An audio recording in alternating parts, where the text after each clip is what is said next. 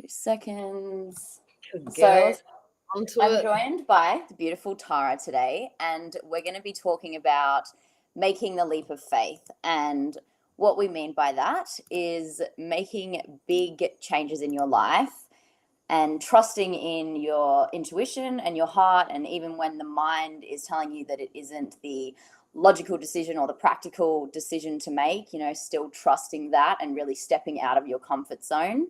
So Tara has made a lot of big changes in her life that have really, it's been a lot of unknown. And through that process, she's really expanded and they've always turned out beautifully. So Tara, maybe if you want to share about some of those experiences and how you navigated through them and the growth that came with that. Thanks, darling. The reason I wanted to talk about this topic today is because I've been in Costa Rica, having left Bali, having left a lot behind, and took a leap of faith that required me to kind of let everything as I knew it in my life dissolve in some way.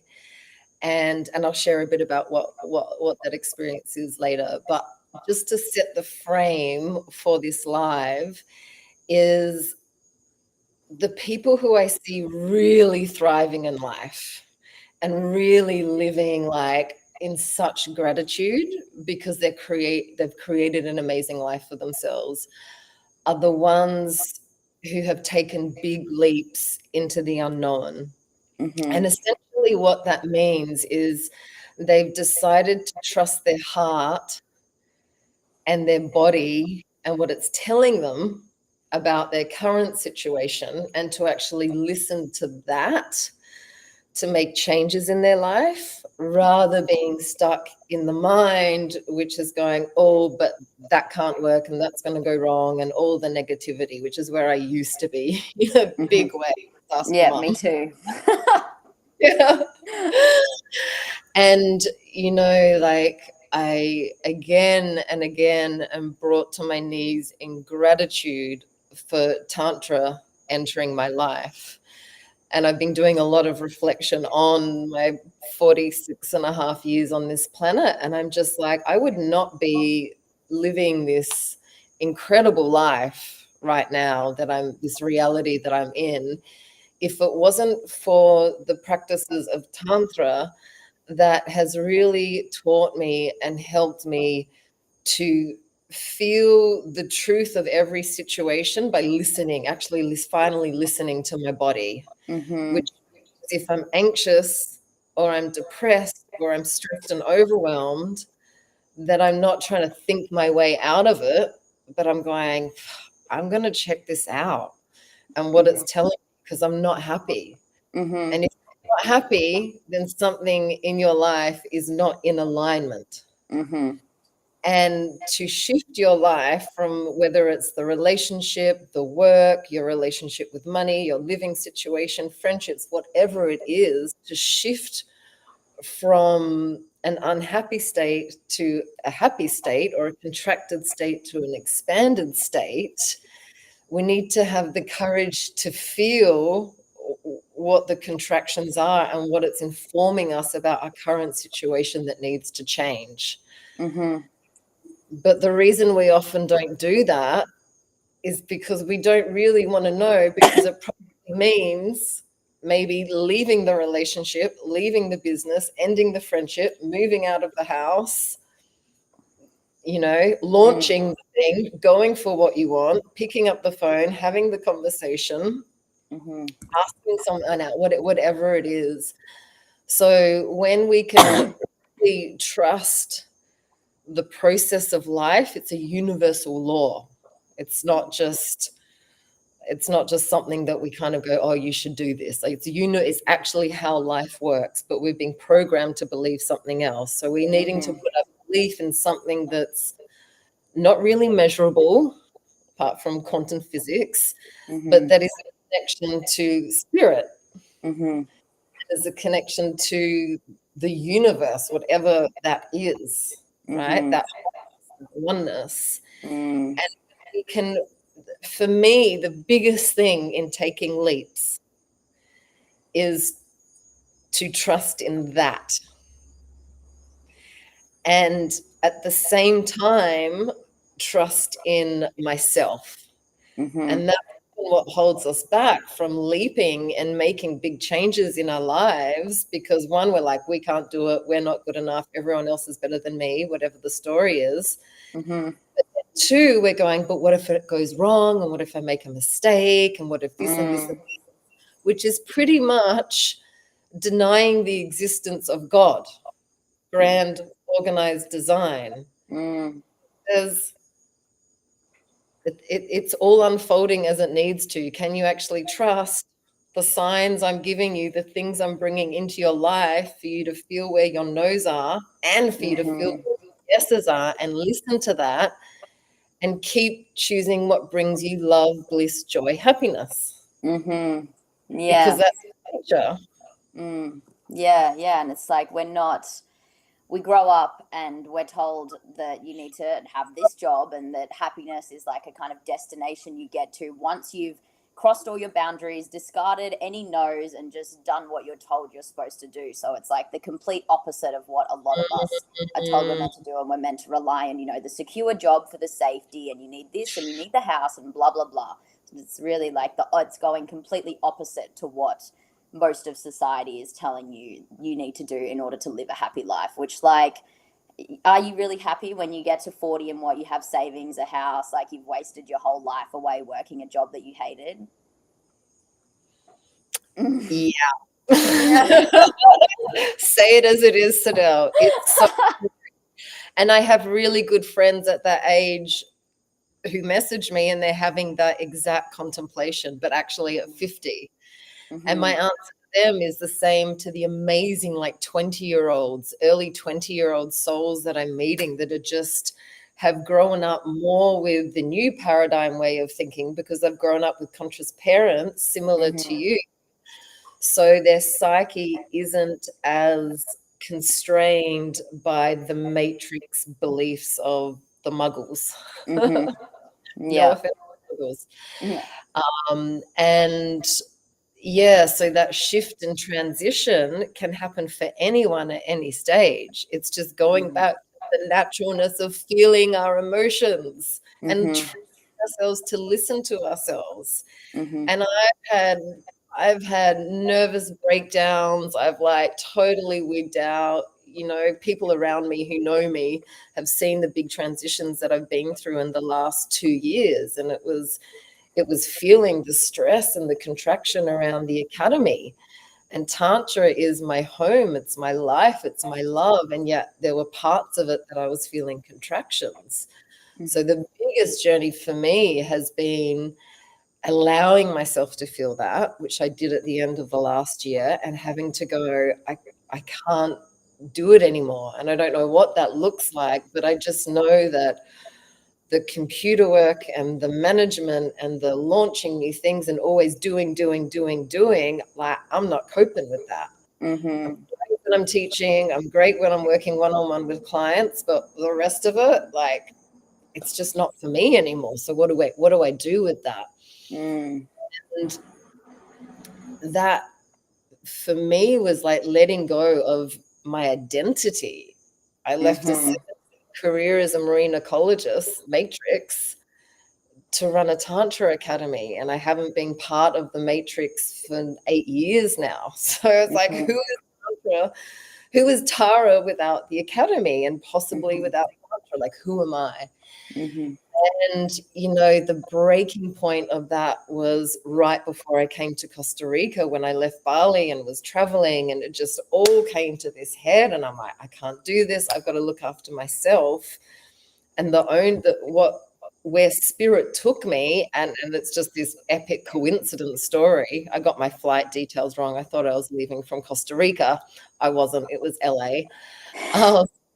And I thought, I'll go to Costa Rica because there's jungle and nature there, and landed in a community which 2 hours later, someone heard me sing because there was a jam, kirtan jam, and they said, we have a kirtan band. Will you play at the Awake community for the social weekly kirtan? And I'm like,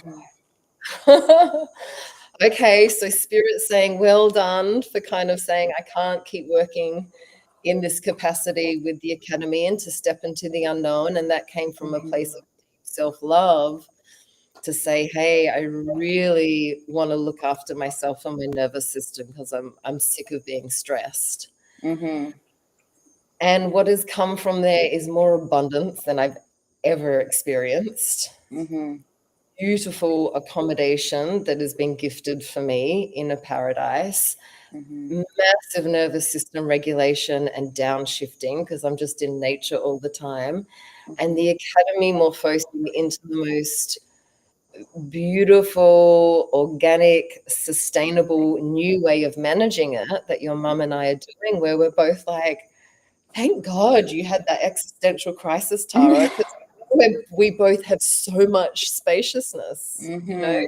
Yeah. Beautiful message this morning, being like, thank you for always being the voice of what's good for both of us and for the academy, and just simplifying. Yeah. And when you were moving through all of that and, you know, you felt like a death, what was your kind of, did you have a daily practice that you were doing, or was something different in the way that you were navigating that than your usual daily practice? What kind of helped you move through it? I always do my daily practice pretty much. I'm wise enough now to know that it's just stupidity not to, right?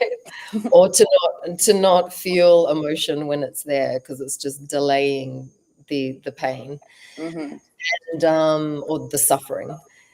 And so I was shaking pretty much every day. But when it hit its peak, where I was really coming to that realization, I couldn't sleep. I was in Mexico. We'd just flown from Perth, and my sleep was all out. And even though I was like going on 2 hours of sleep a night with time zone difference, facing this really challenging decision, I was up shaking for sometimes 2 hours, and there were no thoughts. There was just like the tremor through my body. So shaking when there's this fear of the unknown, we should all get taught that. It's what animals do, and they shake. It's what children do as well. They tremble. And I gave it sound. And it's always the starting point, is to start shaking the body and give it some sound. And when you give it sound, you're activating the vagus nerve. And I learned this really cool thing today that I didn't know the details of, but the vagus nerve is what connects the brain to the nervous system, brain to the heart, to the gut. And there are three which we move from, right? And the nervous system in there, the neural networks, the heart, and the brain. When you make sound, you're releasing energy from all three. As practitioners, all we're doing throughout sessions, and as teachers, all we're doing throughout workshops is say breathe, sound, and move. And sound is always the one that people find the hardest. So when coming up against challenging decisions or situations that put you in a massive stress response, shaking and letting out sound is key. You do that, then you give that sound a voice. And you just see what it has to say. And it's like, oh my God, I'm never going to make it. I'm going to end up poor, living back at my parents' house. Oh, I can't do it by myself. I'll just fail. Oh, everyone's just going to laugh at me. Are you just surprised by what comes out? But you need to give that part a voice, because it's there. It's in your unconscious, whispering in your ear. So make that conscious so that you can then observe it. Because otherwise you are that fear, and you're dictating your life and staying within this bubble, this, bubble wrapped life. You're believing that. And that's why we're always getting people to, verbalize whatever the story is. You've released that and cleared that and can see it, then you're no longer as strongly identified with it. And that's when you okay, so that's one truth. What's the other truth? And that's the positive affirmations. And that's where your energy wants to go. This next chapter of my life, I have always been looked after. I'm going to continue to be looked after. I have enough savings to live off for 6 months. I can take my time and just rest, whatever the new story is. And then the thoughts that we feed is the trajectory of our life and what reality we create. Yeah, yeah. And that bit of, a lot of people miss that kind of the somatic part of releasing it through the body, and they go straight to the affirmations. And I know when I used to go through things like this and I'd feel, something like I can't do that, I'd be like, no, I can do it. I can do it. And that's great. But also I was kind of just repressing the fear and not really letting it come out. And like, it's still in there and I'm just trying to cover it up. Whereas when you address it and let yourself feel it, you're actually releasing it, and then you're making space for that new way of thinking to come in instead of just trying to push it down and cover it with a band-aid. Right? It's so cool. I remember I was 23 when I read, or around that age when I read The Secret, and we had like our vision board and positive affirmations, and I'm just like, after 6 months, this is a crock. Why doesn't it work? Yeah. Until I met Tantra and that body of work, that I realized that whatever our stress, trauma, stuck emotional energy imprint is, we can think all the positive stuff in the world, but it's never going to be our truth. We're never going to actually believe it, and you got to believe it to see it. If we're just telling ourselves with our mind, because our bodies are going, nah, we don't think that. And the mind's like, no, everything's perfect. Like, my life, I'm fine. And the body's like, no, I'm not. So that's why we release that I'm not okay, because it needs to be heard. It just needs to be heard and seen. Yeah. And so when we do that, we then have that opportunity to shift to the new beliefs and to really breathe them into our body. So just like we want to be super present with the pain, the fear, give that breath, sound, and movement, then once you've seen what those beliefs are, and then shift your energy where there's spaciousness to the new beliefs, stay as long there as you do in feeling the contraction. Because pleasure are two sides of the same coin, and it's our ability to be with our experience and sensation of both pleasure, and we're unconsciously we're as resistant to our pleasure and our pain. So be in the pleasure and then visualize, what does it look like when I'm like, spirit's got me, I've got me, I can trust my voice, and see your life the way that you want it to be. But then breathe that into the body and give that sound. And it's like, oh, yes.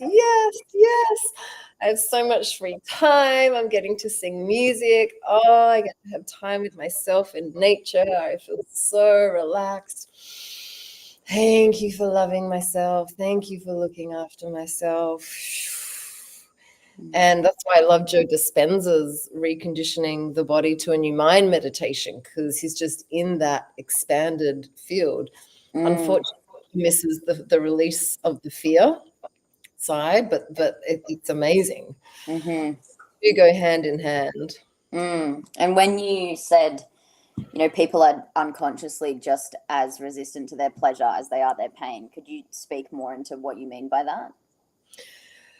Yeah, so if we're numbing ourselves to our pain, which every human being does to some degree, and we've been programmed to do that, then we're disconnecting from whatever, we have to disconnect from whatever the experience is that we're having to not feel our pain, and we have to disconnect from the sensation in our body that's like feeling scared, feeling angry, feeling sad, but we don't want to feel it. So we take a drink, we do something to numb that connection with what the sensation is in our body and what the experience is. That's why people stay in relationships for years, abusive relationships for years, for example, as an extreme. So if we're numbing that, then we're equally numbing our pleasure, because to really experience pleasure, I'm not talking about like, oh, I love eating pizza and having a beer and going partying, right? I'm talking about like, oh my God, this feels so good. To be in that embodied pleasure, we need to be present with whatever our experience is, whether it's with our own bodies, whether it's with people that we're around, whether it's a beloved, and the sensations that are in our body, right? Mm-hmm. It's like, wow, that feels really good. Okay, I'm gonna like focus there rather than thinking about the chores I need to do, or my work task I've got to do. And Mm-hmm. so I see in a lot of people, and I saw this in myself, is that I was resistant to pleasure because I lived so much in my mind. Mm-hmm. And because I was numbing out with all of the things, painkillers, alcohol, weed, TV, food, you name it, I was a great little addict, then I didn't really experience pleasure at that deeper level, because I was always numbing or in my mind thinking and strategizing. Mm-hmm. And when we do start to form a deeper relationship with our pleasure and really spend time there, like connecting to what lights us up, the food that makes us feel good, the company that we love to be around, how it feels to dance and move our body, how it feels to connect with our sexuality, how it feels to connect with another, then it's like we have this threshold of pleasure, because at some level, the society that we've grown up with, there's not a lot of role models of people who are happy and enjoying themselves and celebrating. Mm. Sex is kept behind closed doors. No one talks about the thing that brings an orgasm, which Mm. is like a full pleasure experience, and the thing that's like responsible for creation. Mm. And pleasure through social media is all about things and the external, Mm-hmm. and we don't celebrate it. We complain a lot. I see a lot of people meeting up and catching up, and they're just complaining about their relationship and their job, and this Mm. one's going, oh my God, I had the best sex with my man last night, or I just ate the most juiciest steak, it was so good, or I just like best music jam, oh my God. you know Mm. Yeah. Celebrating your life and creating more pleasure through the words that you speak, through Mm. the choices that you make of whether you're going to stay indoors and work, or you're going to go see the sunset, or you're going to go to that expensive Mm. dance, or you're going to go cuddle a friend, and making Mm. choices that keep following your bliss. It's Yeah. really that simple. It's crazy. Yeah, yeah. And I think what you said about, people catching up and talking about all the negative things is so interesting, because it is like that self perpetuating cycle of you're unhappy. And then when you meet up with people to have a good time, it's like you got to talk about all the things that you're unhappy about and bring all of that back into a moment that could just be enjoyable. Yeah, and a beautiful quote that I heard last week on this retreat that I was on was, when you focus on lack, you lose what you have. But when you focus on what you have, you gain what you lack. Mm. And it's quantum physics that it works that way. And it confused me for a long time of why there can be such suffering in the world, and such beauty in the world, and within my own life such suffering and such beauty. And there's multiple layers to it, karma, past lives, like stuff we're not even aware of. But I notice, especially in my own life, that when I keep choosing to take that leap and let that protective part of the ego that doesn't want to die by feeling the fear through my body in every way possible, Mm-hmm. and by keeping on choosing to trust, to surrender and to really look after myself by aligning myself with what brings me joy, even if it Mm, means like closing down friendships, even if it means saying no to a teaching opportunity or to money or whatever it is. mm, That choice is always to align with what feels good, and mm-hmm, not what feels good in the pussy, not just what feels good in the animal, but what feels good in the animal, what feels good in the heart, and what feels good in the consciousness of like, what is my soul here to do? Like, what do I want to do? And that's mm, the area that I'm now in this year, that I'm so excited to be going back to Bali, because it's such an unknown now that I have spaciousness. mm, We've got an amazing team running the academy now, so I have more spaciousness to go, where does like the song, the medicine song, the song of tantra, the song of devotion and bhakti merged with tantra, and what does that look like? mm. Exploration. Yeah, yeah. And I think the surrender piece throughout all of it is such a huge part of it, and learning to surrender not only in those big moments but just in little moments all throughout the day. And like I still notice myself, like some small inconvenience will happen and I think like, oh Mm, god, this is so annoying, and then I'm like, no, actually it's probably all exactly how it's meant to be, and this always happens to them. It's like a little thing and then it ends up being like probably better or completely fine if anything. And it's like, what's the point of holding on to that? And it's not going to change it. Like, you're in this moment now, it's happened, just surrender to the experience that's currently here. Like, you can't go back and be like, oh, I'm going to bring back what I thought was going to happen and what I expected. You're here and this is the experience you're having, so surrendering to that. And then that comes in so hugely when you're making those big changes and everything is so terrifying. And like you said, can I do this? And you're scared if you're worthy and blah, blah, blah. And then just surrendering to all of that and being like, it's going to be okay. you're so wise. How are you 21? Thanks. You for that nugget. It's the micro moments, right? Mm, It's like, it's so true. If you want to be able to leap, mm-hmm, then you got to build up. If you want to get to the top of the canyon and do your paragliding, you got to like train and do all the mm, to be able to take that leap. And mm-hmm, the micro moments that count, and mm-hmm, they just add up.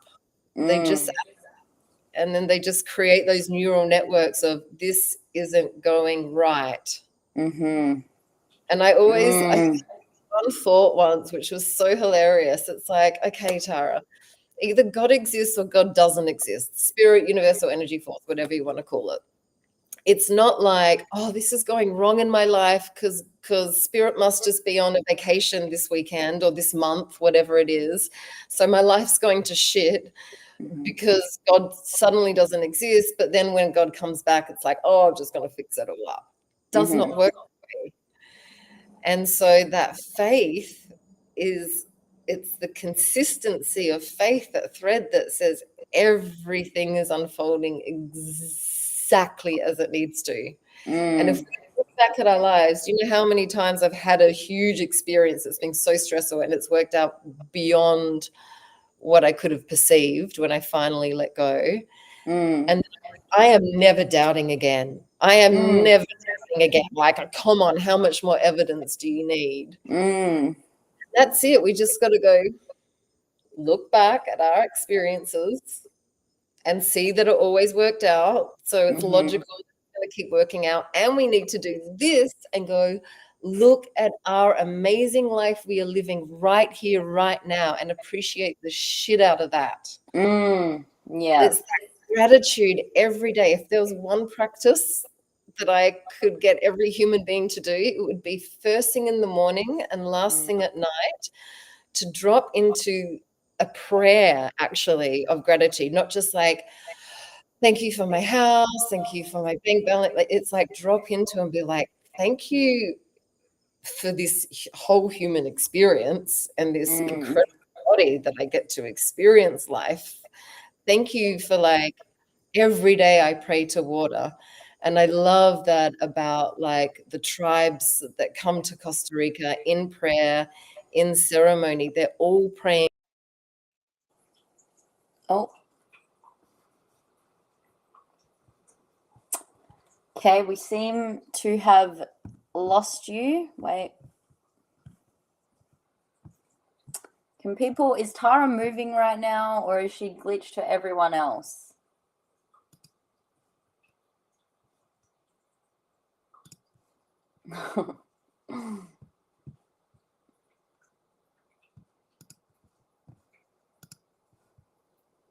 Guys, if you're watching this right now, can you see Tara moving, or is she also completely glitched?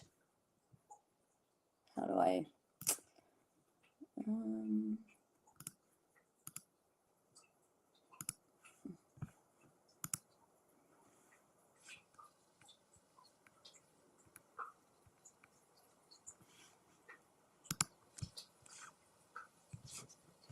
Okay, give us a moment.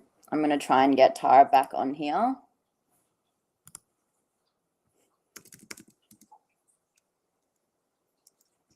Okay, Tara's power has just cut out.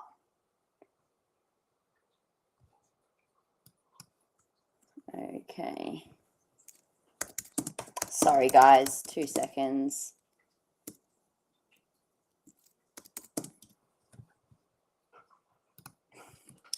Yeah, and just to give another little nugget here, I used to be someone who my mum would tell me, Chantel would tell me to, you know, trust in everything because it's all meant to be. And I'd be like, Mum, that's bullshit. You know, it's not, everything's not meant to be. Like, that's not how life works.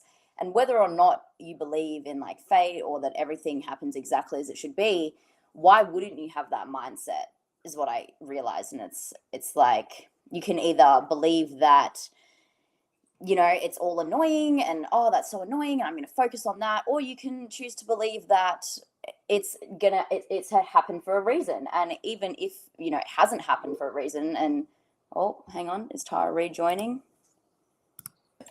Oh, welcome back. That's so dramatical. I'm like, pray to water, and the whole house went. I know. I was sharing about how I used to, when Mum would tell me to trust that everything happens as it's meant to be, and I'd be like, Mum, that's so stupid. Like, that's not how life works. And then I realized it's like, why wouldn't you choose to do that? Even if that's not how life works, you know, having that mindset is going to make life more joyful and more easeful. Even if you think like, it's so true. Yeah, exactly, you know.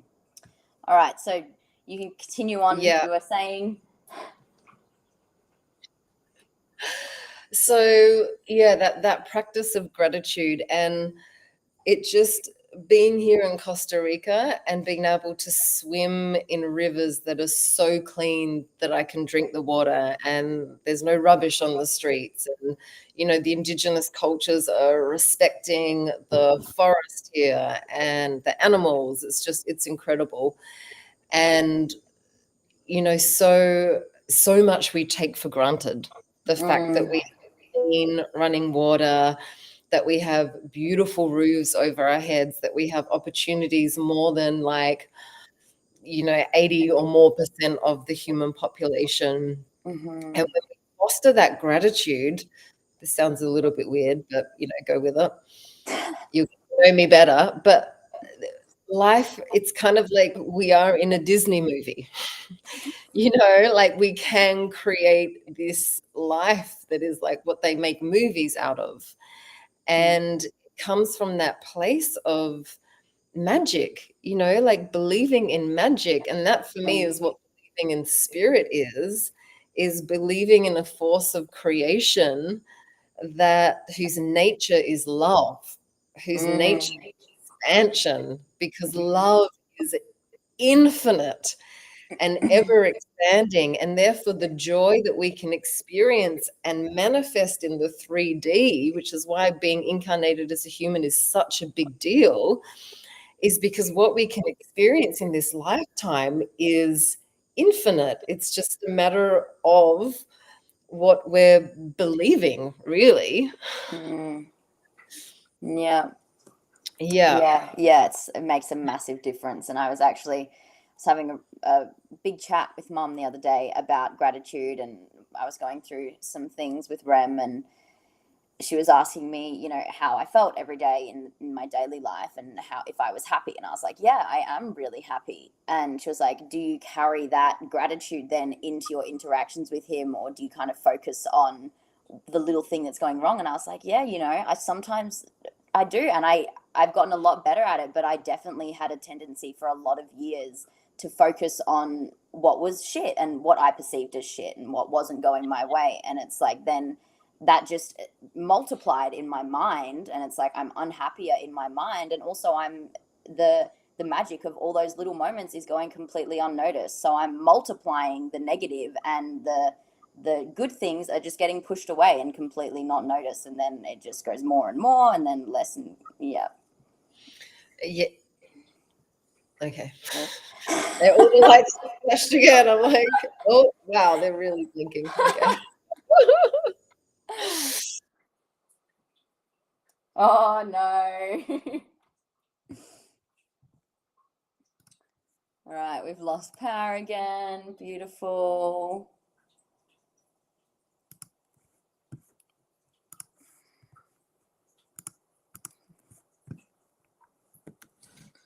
Okay.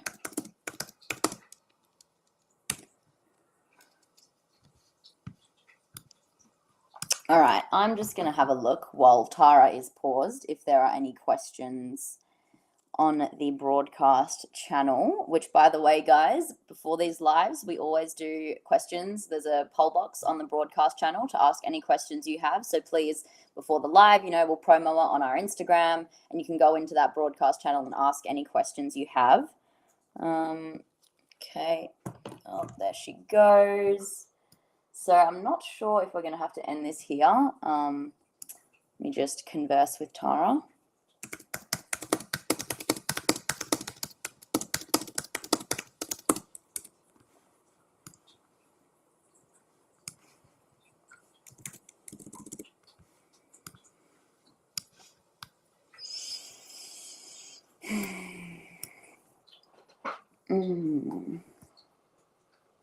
Yeah, and for anyone who is kind of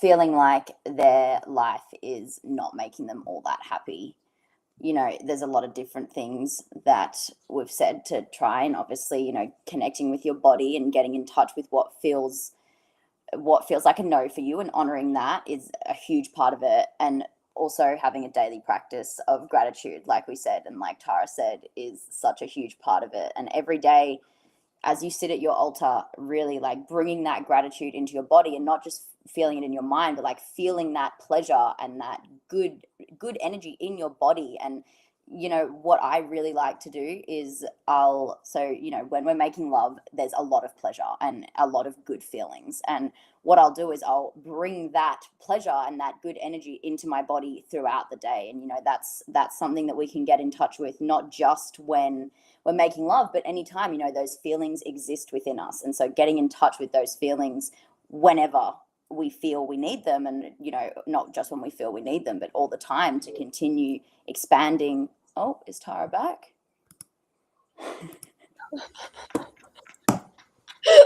Oh, that's great. If it happens again, then I'm gonna trust that. Yeah. Weird. And that's the thing with taking the leap. So okay, thank you for the sign, is to read the signs. Like I remember thinking, why doesn't God just speak to us directly? And I think I've said this in a previous live. If some form materialized in front of us and was like, I am God, we'd probably faint or have a heart attack, and that's why plant medicine is a way that people connect to their energy, because the altered state allows them to receive that truth and that medicine. But spirit speaks to us in so many ways. We just have to be humble enough to listen. And the main way that spirit speaks to us is through synchronicities. watch, observe life, observe the people who you bump into randomly, uh, Mm. observe the friends who you have a conversation with and they share something that's exactly what you've been contemplating about, like taking the leap. Mm-hmm. And I swear, like in my life, when I've been so stubborn and fearful, spirit must just be like, will you just listen? And if we don't, then the whispers of like inspiration start to become warnings. We kind of get that knock. And if we don't listen, things can become more and more chaotic in our life because we're going against our natural flow of where our soul is guiding us to be. And Mm-hmm. that's when we have our ass kicked. And I had my Mm-hmm. ass kicked many a time Mm-hmm. Yeah. from staying stuck in the contraction and not processing it to the depth that I can let myself leap off that cliff into the unknown, face the fear of death, and open to a new way of living. Mm, yeah, yeah, and that's the thing. So many people are waiting until it's like you absolutely cannot ignore it. And like, with you said with the marine biology and you physically couldn't do it anymore. It's like there were so many signs leading up to that. And we just choose to ignore them because it's easier to stay in a situation that we feel secure and safe in, but it's actually not. It's so much easier to go through the change and feel it and then have a beautiful life and experience so much joy. It's like you have a little bit of an intense period and then it's over and then you're in this beautiful, much more easeful way of living. Rather than weeks, months, or years of just this melancholic kind of like, yeah, I'm getting through life, but Mm-hmm. the thing is, and the other thing is to set an intention of like, what do I want for myself? And so with Tantra, we're working with intention here in the community in Costa Rica that has a strong like medicine and connection to the land and to culture. It's like we start with intention, we start with connection to realms that are seen and unseen. And that intention, when we set that intention, also just know that I don't like the word tested because it makes God's spirit sound like it's like, oh, I'm going to test you, like a educational system. But I see it as spirit gives us opportunities to practice the new way of living. Mm-hmm. If you're like, I want to make this big change and you take the step and then stuff comes up, good. It means you're on the right track because Mm. spirit is always going to be co-manifesting with you based on the choices that you make. Mm. What are you going to choose next time? Let's say you lose a client, you're like, I'm stepping out on my own. And then you thought you have a client and then you don't get the client. Are you going to go, oh my God, I'm going to go back? No, I'm not going to trust. I'm not going to believe in myself. But if you're like, Mm-hmm. okay, I trust that this is for a reason. What's the lesson here? And what can I, Mm-hmm. my next step? And you keep taking that next step and keep taking that next step. Then Mm. you're affirming to yourself, your soul, your own nervous system and neurology, and you're signaling to the universe, this is my level of self-worth. This is Mm-hmm. my experience, and I trust you, and I'm willing to go through the journey to get there. When we do that, that ultimate state of surrender and trust Mm-hmm. and intentionality, I could speak for hours, tell you stories as you could as well, that Mm. that spirit just gives us on like the golden platter. Great. Mm. You got this is what you wanted, but actually I'm going to give you this. And you're like, oh, life, I can have that. I never even thought of that. Like, wow, Mm. thank you. I'm Mm. so glad I had a nervous breakdown and died. And now I get to be like expanded into this new reality. Mm. As Yeah. as good as that is and expansive that is, we need to clear the contracted fear state that is the opposite of that. That is duality. That is Mm.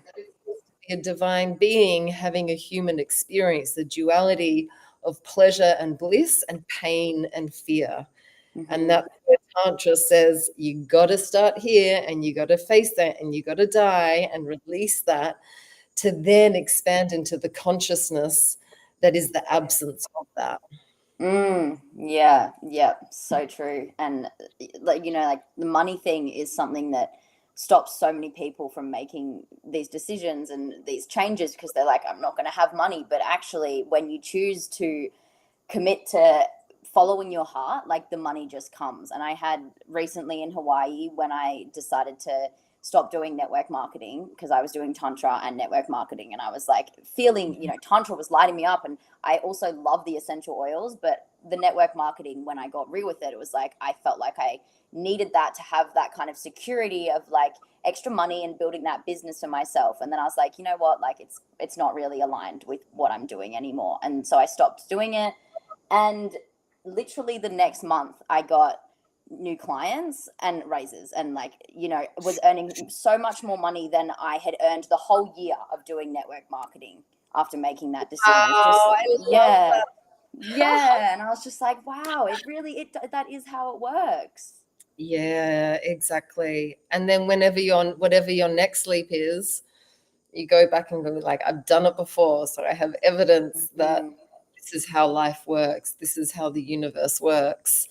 But mm, sometimes that potential future is so outside of people's realm of reality mm-hmm, that it's harder for them to take that leap. And I've seen a mm, comment of someone saying DMT helped me out a lot.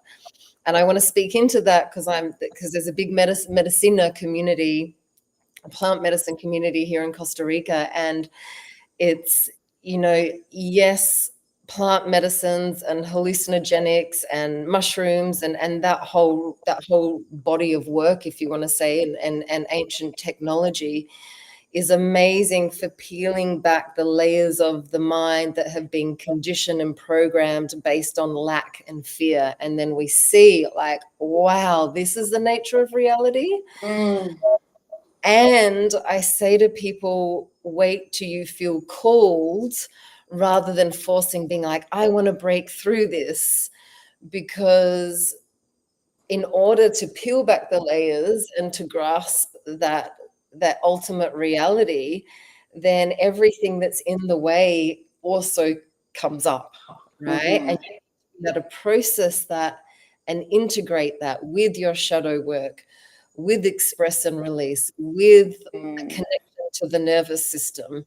mm, And I experienced my first master plant medicine last week, actually, in a retreat. So I've waited 46 years to sit with ayahuasca and San Pedro Wachuma. And because one, I knew that I had to be called by the medicine, and two, I actually just didn't feel a strong need and a strong calling because tantra was where my focus was.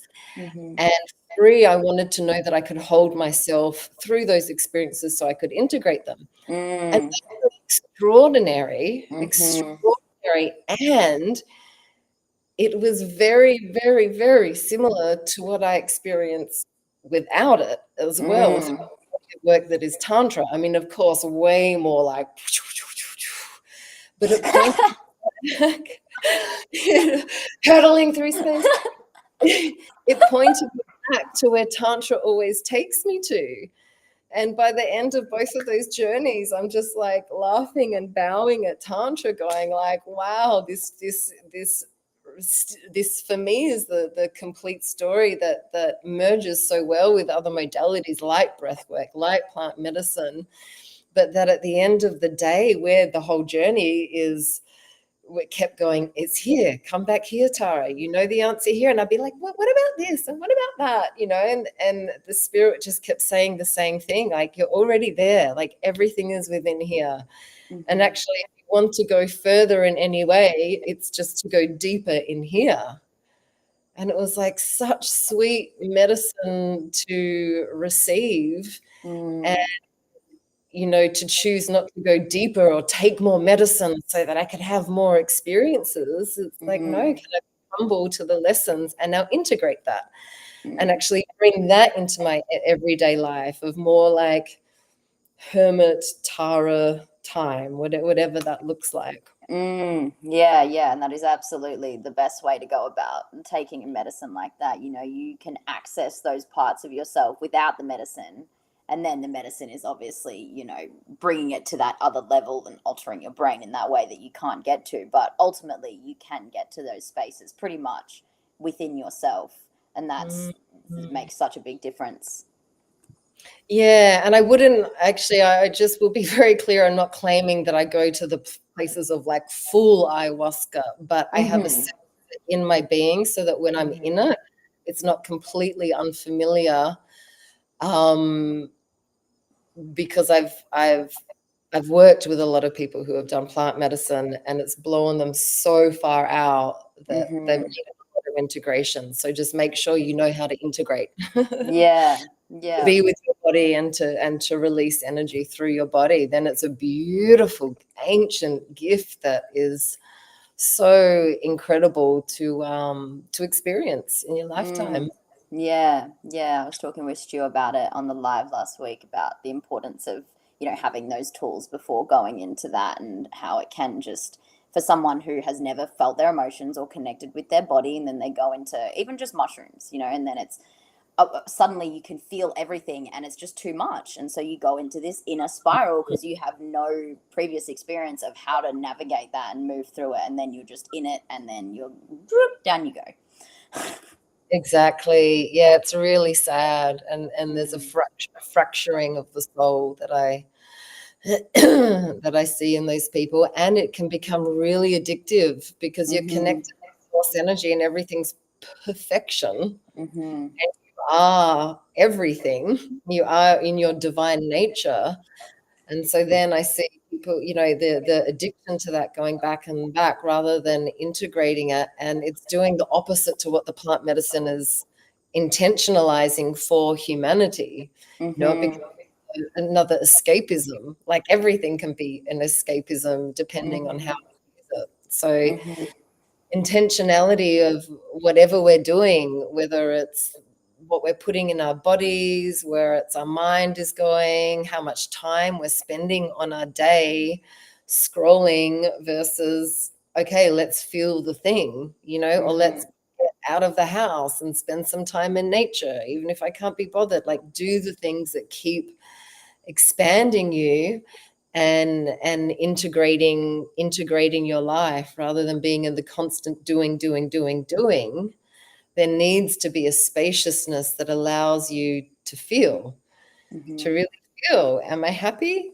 Where's my next direction? What am I choosing for myself? Because only victims really to our own mind. We're victims to our own patterning and conditioning that for me was work. Think, work. And risk assess so that you can still save. And so to shift out of that, it felt uncomfortable to do things like socializing, to do things like getting a massage, that resistance to pleasure, right? To give myself time to make love to my partner. It felt uncomfortable because my safety zone was the familiarity of working, because that was my association as part of my upbringing of love. Yeah. Keep following the threads all the way back to the first 7 years of our life. Yeah. It's such an interesting one, the whole work addiction. And like, even now I'm so aware of the fact that, it's just as important to spend the time doing things that I enjoy. And I still watch my mind, and I notice like I'll be out. For instance, the other day I was catching up with a friend, and I left the house and I stopped doing work. And then she said she was running late, and I was like, oh, I could have spent more time being productive. Yeah. Now I'm just gonna have to like sit there and have a good time. I'm like, what do you mean, Sadell? Like 30 minutes extra of you having a good time and enjoying yourself out in nature, like that's beautiful and that's great. And you were going to be stopping anyway. You don't need to be filling every second with productivity so that you can feel good about yourself and what you're doing. And the fact that you're getting that at 21 is just, it's so great. And I hope the younger generation do keep getting it at 21 so that you're not later in life, burning out from one job and then going, oh, now I'll do a spiritual job. And now I burn out in that as well, which is what I did. I thought, leaving my old life and going to Tantra was going to heal all of that. But of course not. It just followed me. So that that slowing down and that catching, I think what you said about the micro moments is just key. And that's just awareness. And that requires us to slow down to catch ourselves. So not cramming the day full of all of this stuff and not having lists of things to do and overcommitting because we want to earn more money, because we need more savings so that when we retire, we can, whatever it is. And creating that spaciousness. Yeah. And so for someone who's maybe watching this and they don't really know what to do with their life, they don't know if it's time to make a change, they don't really know if they're happy, they just feel kind of maybe a little bit numb, like they're going through the motions, what can support them to connect with what they want more and to kind of recognize when it's time to make a really big change in their life? So I would say just kind of look at the main areas of your life. You've got your romantic relationship, or you've got the absence of that. You've got your work that you're doing, which we spend the majority of our life actually doing. And then we've got our relationship with like friends and families. And then we've got the relationship with ourselves. And how is it to be by yourself? How do you look after yourself? How do you look after your body? Right? What do you do? And then we've got the relationship with spirit and feeling connected to love and source energy. So I would just look at those, I think it was 5 or 6 areas, and spend some time, light a candle. Hopefully you have an altar, sit on your mat where hopefully you do your daily practice and contemplate what those things are like and start to be aware of it in your daily life. Catch yourself in the micro moments, right? Of like, how do I feel when I'm driving to work? How do I feel when I'm working on my project? How do I feel when I'm with my beloved? And just notice, are you expanded or are you contracted? So you're noticing in the micro moments, and then you might want to sit down on your mat and just feel that and let yourself feel the disappointments.